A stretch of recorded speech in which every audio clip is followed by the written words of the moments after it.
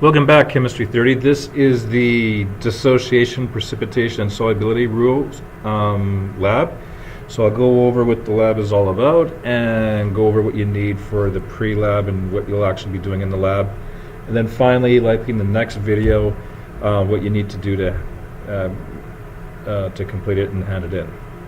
So if we take a look here, in a general sense, solubility can be thought of as the tendency of a substance, the solute, to dissolve in another substance, the solvent. For qualitative purposes, such terms as soluble, insoluble, and slightly soluble can be used to describe these tendencies. Ionic compounds, salts and bases, dissolve in water by a process known as dissociation. In this process, the crystalline solid breaks down and free ions move throughout the solution. And of course, the number of positive charges is equal to the number of negative charges in an ionic solution. So overall, it has to be neutral. If aqueous solutions of two different ionic compounds are mixed, one of two things will occur. If all the ions remain free, so if they end up being the same way they started off with, so the mixture remains the same, it's clear or transparent, nothing happens.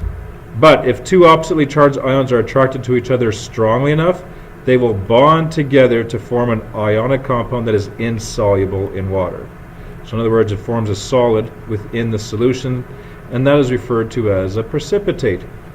In this investigation, aqueous solutions of several different ionic compounds will be used. Different combinations of solutions will be mixed, and the reaction results observed. For those mixtures in which a precipitate forms, equations will be written for the overall ionic and net ionic equations, of course, after you do the original balanced equation. You'll then be able to state a hypothesis about the tendency of various ions to form stable solutions. Stable and soluble salts, So the purpose, observe the formation of various precipitates, and based on your observations, formulate a solubility hypothesis for each precipitate observed. So in other words, state the three precipitates that will be used in this lab. So of course, wear safety goggles, etc. Running through the procedure here, be sure the spot plate is clean and free of residue.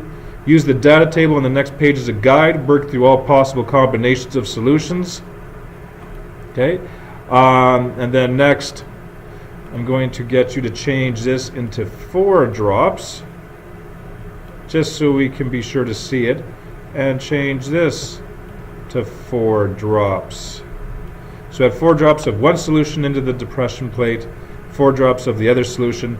If a cloudiness appears, that of course means precipitate, so you write down PPT. If nothing happens, just write a dash through that part. And be careful, some reactions are slower than others, so wait a while just to be sure that nothing happens, because some of them are relatively slow. When the spot plate is full, rinse and dry thoroughly and continue. Okay, so on the next page here, these are the reactions that you're going to be doing, so you can see how it's set up here.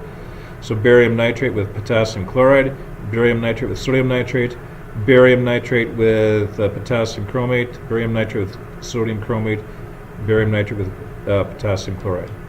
Okay, so you just run through all the combinations. And of course you see there's overlap here, barium chloride, so obviously nothing would be there because it's the same solution, so you will run into some of those. Okay, so that is the lab. So you just write PPT or a dash if there is no precipitate. So what you need to, in fact, do here, so here is the lab. So simply dissociation, precipitation, and solubility rules. What do you want to find out? You want to observe the formation of various precipitates and formulate a solubility hypothesis for each PPT observed. We won't worry about a hypothesis, but I do have some definitions I want you to look at. Okay, so from earlier on we looked at a lot of these, or from the first page of the lab handout you'll get these.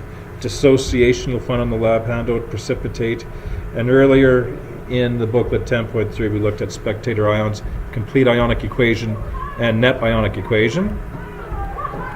Over here, just simply write as per lab handout because we're just going to follow the lab.